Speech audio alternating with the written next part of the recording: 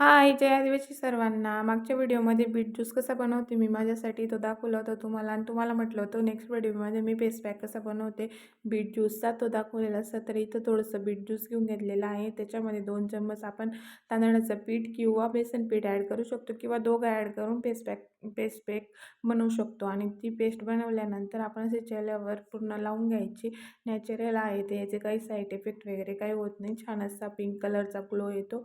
आणि हा face pack खूप व्हायरल पण आहे, पिंक ग्लो फेस पॅक म्हणून. इथं मी तो छान अप्लाय करून घेतलेला आहे. 10-15 मिनटं ठेवायचं किंवा स्किन पूर्ण ड्राय होतं, तो सुकतो तोपर्यंत ठेवायचा. आणि नंतर ओल्या कापडाने चेहरा पुसून घ्यायचा, क्लीन करायचा व्यवस्थित. नंतर थोडं कोमट पाण्याने किंवा थंड पाण्याने चेहरा वॉश करून घ्यायचा. इथं तर मी अंघोळीच्या अगोदर लावत होते म्हणून मी अगोदर तो चेहरा पुसून घेतला आणि अंघोळ वगैरे करून घेतली. आणि बघू शकता तुम्ही माझी स्किन किती छान ग्लो करते. ऑलरेडीच माझी स्किन क्लिअर आहे, त्याच्यावर पिंपल्स वगैरे काहीच नाही आहे. तर एकदमच छान रिझल्ट मिळतो. आणि नंतर स्किन ड्राय नको पडायला म्हणून मी याच्यावर छान असं बॉडी लोशन अप्लाय करून घेते.